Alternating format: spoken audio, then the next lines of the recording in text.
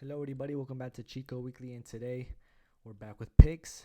There's going to be a lot of picks in these next coming weeks. There's a lot of fights, not only in the UFC, but just there's a lot of influencer boxing fights as well. There's a lot of just events in general that we need to go over. So, I'm going to lose a lot of sleep just watching tape for those events. But for this fight, for this event, man, my last couple picks, they've been terrible. They've been very bad.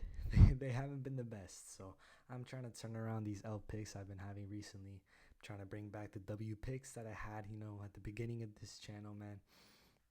So I did a little bit more research on these fights, and I'm more confident in these picks as well. I do expect to get a lot of good picks, perfect picks. I expect to get a good percentage this time around. So hey, let's hope for the best. Let's hope for the best. But very nice fight night card we got here. It's in front of a crowd, so you would expect it to be pretty good, but it's decently stacked. We got a lot of pretty good fights, a lot of big names as well.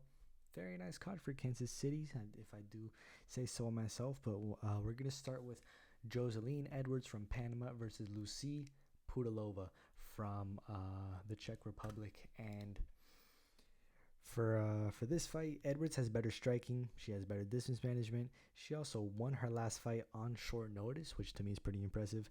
Pudilova does have power, but Edwards can take hard shots well. We saw that in her last fight. Pudilova has been improving her takedowns, but I think Edwards will be able to avoid them with her good distance management, like I mentioned earlier. If the fight is really high paced, I see Pudilova winning, but if the fight is long and boring, I see Edwards winning. I do think the fight will be long and boring. I expect a boring decision for the first fight. First fight, as I always say, it's either a very quick finish from a debutant or it is a long, boring fight where the veteran wins. Neither two are a debutant or a veteran, but this is the first fight, so you know what? I expect boring decision. I say Joseline Edwards takes it, and I'm taking her by decision. Next fight. We got Aaron Phillips taking on Gaston Bolaños from Peru, who's making his UFC debut in this fight. Let's pull it up right here. Okay, we got that nicely. It's a weird fight between two guys that, in my opinion, probably shouldn't be in the UFC. Phillips, fun fact, was actually signed to the UFC back in 2014 and got cut a year later and was re-signed in 2020. And when he had that one fight in 2020, he hasn't fought since then. Phillips is winless in the UFC, and while I do think someone like Bolaños is a good opponent for him, I think Bolaños will win still, regardless. Bolaños has a 100% finish rate in his career, and this is his UFC debut, and it's against someone who's winless in the UFC in Aaron Phillips, and I think Phillips is on his way out. Just me personally, I think Bolaños will get it done in stunning fashion and will get the crowd going after the boring first fight. So you know what? I'm going Gaston Bolaños by knockout in the first round. I was kind of debating on knockout in the second round as well, but I'm gonna say first. Something crazy happens, and I'll say first round. Yeah, that's my pick there. Also, okay, next fight.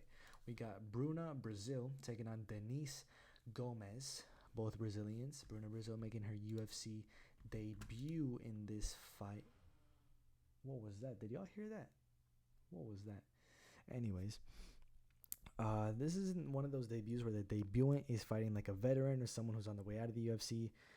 Bruna Brazil and Denise Gomez started MMA around the same time, and in fact, Bruna Brazil started earlier. I think Bruna Brazil is still better everywhere. Denise Gomez hasn't been finished since her first ever pro fight, so I see Bruna Brazil getting her first debut is the same thing. Her debut win in the UFC by decision, so I'm gonna go Bruna Brazil by unanimous decision there. I just think she's all around better, and I don't really see Denise Gomez taking this fight. It's not like Jacqueline Amorim versus Sam Hughes, where it's newcomer versus veteran. This is different. Bruna Brazil's newcomer, but she's been fighting longer, and she is just all around better. So I see her taking this one by decision. I'm much more confident in this pick for sure. Then we're gonna move on to Lando Venata taking on Daniel Zellhuber from Mexico, who had his debut fight a couple months back and lost. I'm pretty sure it was against Trey Ogden. This is Daniel Zellhuber. going up against groovy Lando Venata. With this fight, Zell Huber is much younger, or not much younger. I'm pretty sure he's younger, not that much younger. Zell Huber is younger and has better striking, while Venata has fought a lot of top lightweights in his career. He's never really beaten anyone that good. Venata has also never fought anyone as tall as Zell Huber or someone with Zell Huber's reach, and it will be difficult for him to get inside. Venata is tough and has never been knocked out, so I think Zell Huber will use his range to outstrike Venata and use his 88% takedown defense to avoid takedowns and deny takedowns. Zell Huber did lose his first fight for being kind of gun shy. He did seem to be kind of gun shy, but if he stays active in this fight, if he gets comfortable, if he's feeling himself, I think he'll win a decision. So that's my pick, Daniel Zell Huber by unanimous decision there. Maybe even split or not majority. Unanimous or split.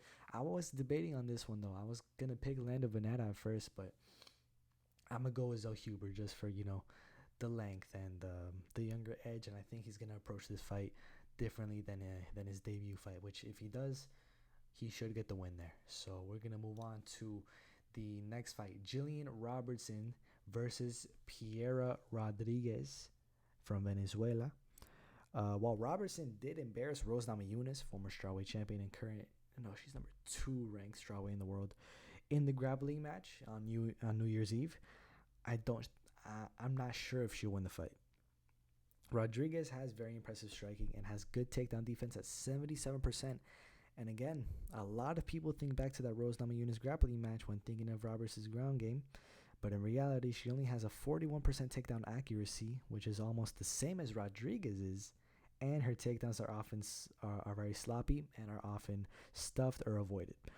While Robertson does have good submissions, her takedowns aren't very good. Robertson doesn't have the best boxing either, even though she does have nice kicks. I think Rodriguez will have much more success on the feet and in the boxing ranges for sure, and will be able to deny most of Robertson's takedowns. So I will have to go with Piera Rodriguez La Fiera by decision. A lot of these are like changed around. Like you see Jillian's on the right in this one, but she's on the left. So let me just make sure. I got Rodriguez, got Zell Huber, got Bruno Brazil, got Bolaños, and I got Edwards. Okay, just making sure because some of these are like mismatched and all that. So just got to make sure. I was going to pick Jillian Robertson just based off of the Namajunas grappling match, but we can't go off of that. Namajunas probably didn't train much for that. Hasn't fought in a long time. Hasn't fought in almost a year now. So, and she's not really known for her grappling either. She's not the biggest grappler. So, at least in her last couple fights, she hasn't been grappling that much. So, Jillian Robertson, someone who is a specialist in the jiu-jitsu, was probably going to submit her against Namajunas, who probably wasn't training at all for that grappling match. So I'm gonna go with Piera Rodriguez in this fight. Then we got Zach Cummings taking on Ed Herman, and this is a fight between two veterans. Both, for the most part, have only lost to pretty good opponents in the UFC. Both haven't fought in a few years, but for Cummings, it was because of some back injuries that he was dealing with. This would make me go towards the other side, but we've seen recently a lot of inspiring comeback performances and inspiring post-fight octagon interviews, such as CJ Vergara and Kelvin Gastelum. So I'm gonna go with three in a row here. This was just in the past two events. UFC 287 last week, and then there was no event in between that one and then the San Antonio card, which had CJ Vergara coming back and getting his really good win there, inspiring win for sure. So I'm rooting for the same thing here. Ed Herman has had a much more extensive career and has also taken more damage. Meanwhile, Zach Cummings hasn't been finished in around 9 years. I expect a boring, sloppy fight between two old guys. Just no disrespect. This is just what I see happening, especially guys that haven't fought in some time. And maybe the loser retires, but I'm picking Zach Cummings to win. So Zach Cummings, I got him by unanimous decision, maybe even split decision there. But we're going to move on to a fight that's probably going to be fight of the night, a fight that should be much higher up. Much higher up. Come on, let's be real. Brandon Roval, Matheus Nicolau, this should at the very least, be the featured prelim. At the very least. I think it should be on the main card. It should probably be the main card opener, especially since this is probably like a title eliminator for flyweight. This could be the winner of this fight could fight for the title after Pantoja fights in July, but we'll see, because these are two top 5 flyweights, and the flyweights are very underappreciated, but they always put on good fights, risk their health much more on average than most other fighters. They usually have to cut a lot more weight. They have to get to the lightest weight class possible for a man in the UFC.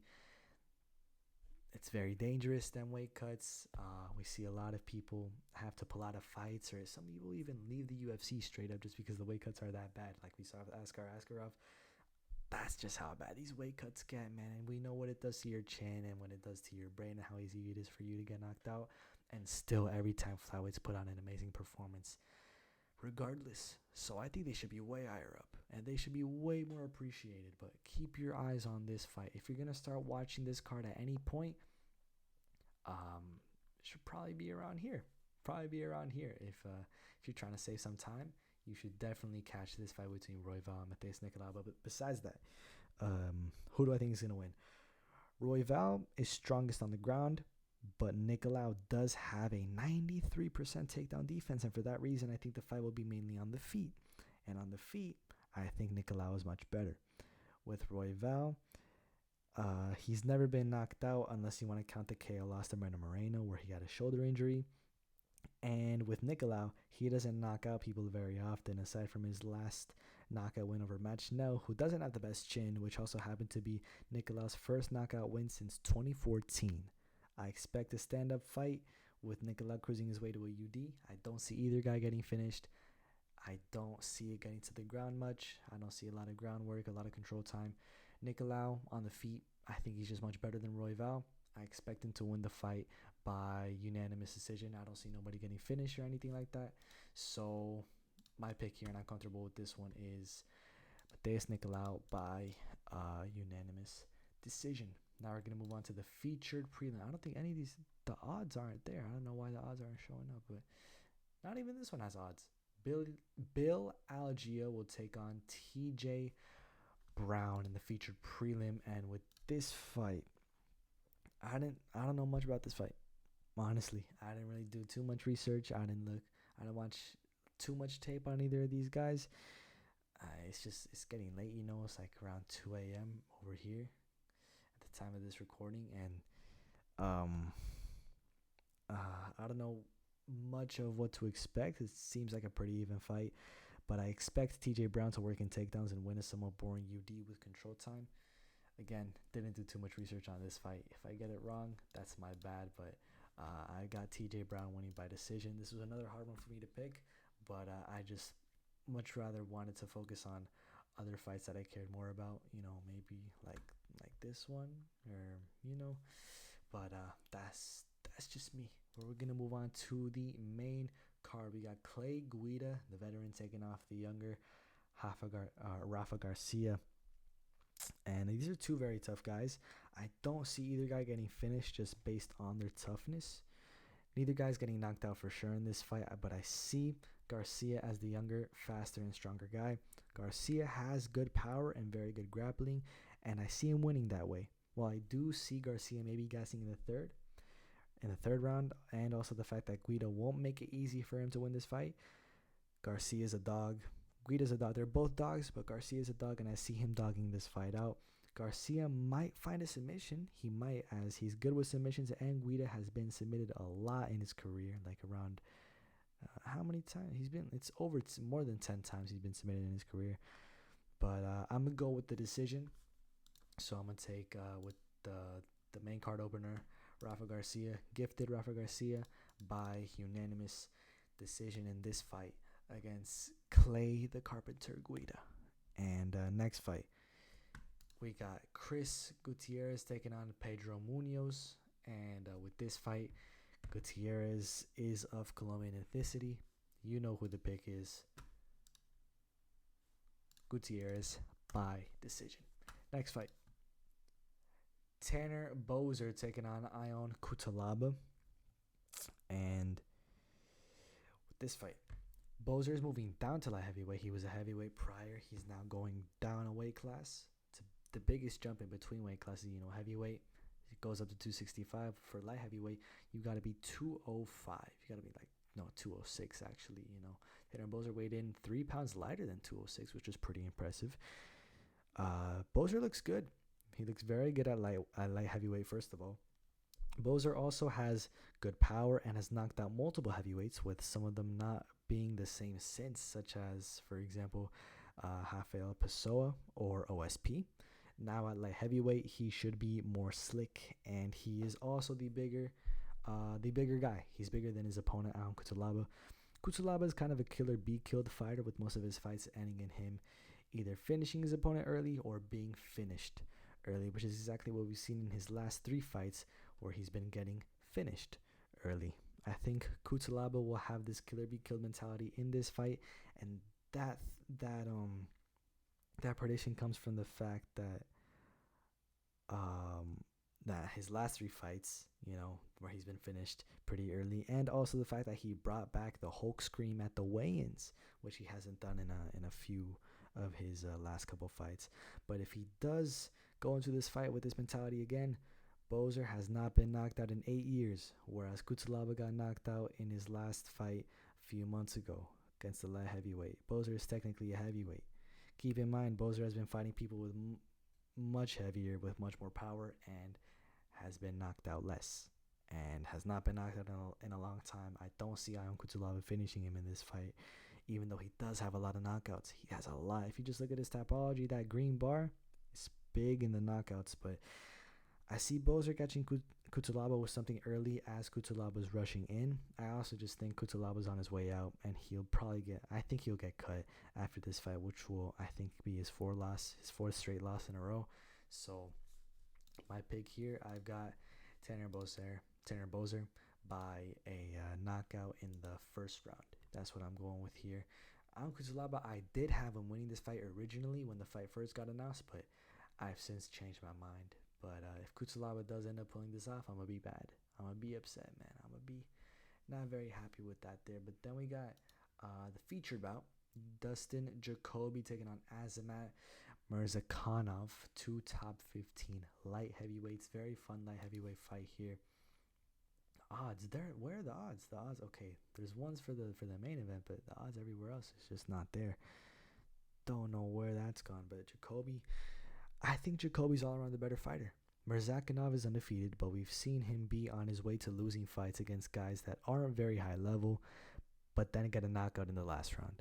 I don't see this happening to Dustin Jacoby. Jacoby hasn't been knocked out in around 8 years in any combat sport, kickboxing or MMA. Jacoby has an extensive background in kickboxing as well. He should have won that fight against Khalil Roundtree.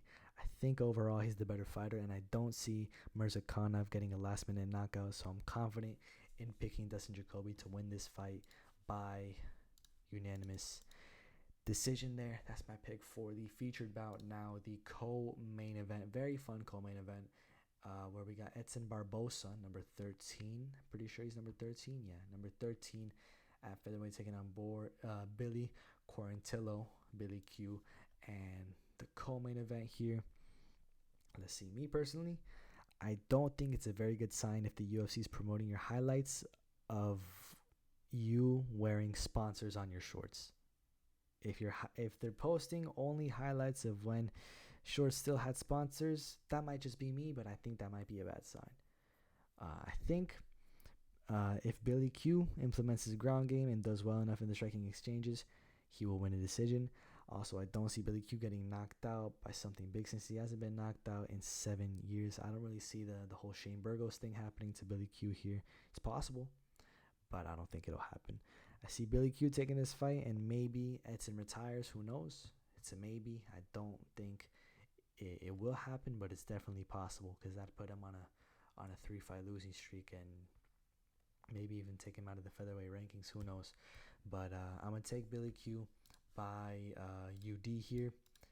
But if Edson Barbosa wins, when this fight first got announced, I did see a lot of possibilities of Barbosa winning. So if he does pull it off, I'm going to be surprised. But at the same time, I'll be like, oh, should have seen that coming. But I don't know. Billy Q, I'm confident in him winning by decision. We're going to move on to the main event. Main event time. Max Holloway, number 2 featherweight, former featherweight champion of the world, number 15 pound for pound fighter in the world as well, taking on the number 4 ranked Arnold Allen from the United Kingdom. Max Holloway is a slight betting favorite at minus 155. Arnold Allen, the slight underdog, at plus 135. Max Holloway's coming off of that loss to Alexander Volkanovski back in July.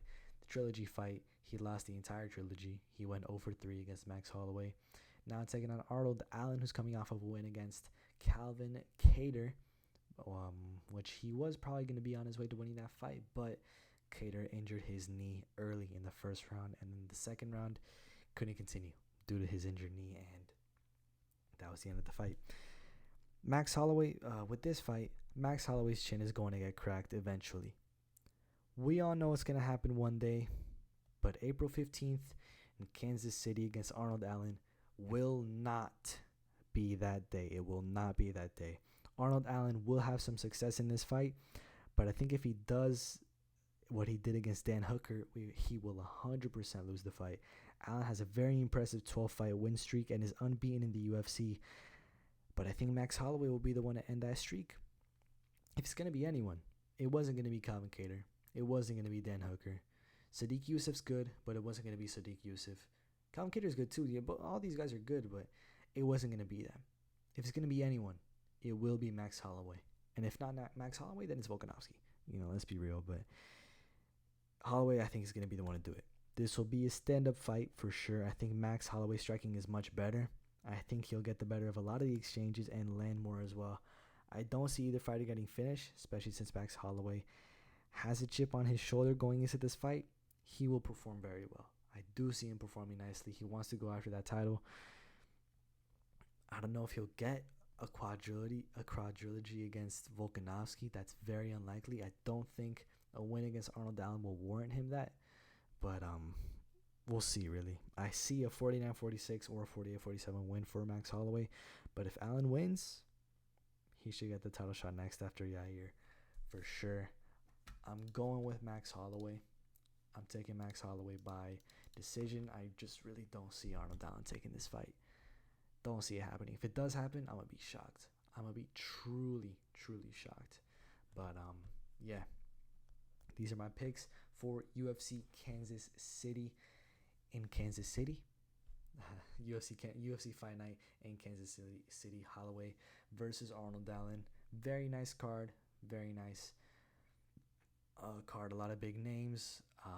It's fairly stacked, especially for a fight night, and definitely looking forward to it. Not sure really what else to say. All I know is the main event is very good. The main card and even some of the prelims, I'm just very excited for. So, yeah, I'll definitely be tuning into this card, and let's hope that my picks are good this time, bro. W picks. We're bringing back the W picks. Trust me. We're bringing back the good picks. The good picks are coming back. No more L picks. No more, man. That's in the past. W picks are coming back. W picks, that's the right now and that's the future. Let's go.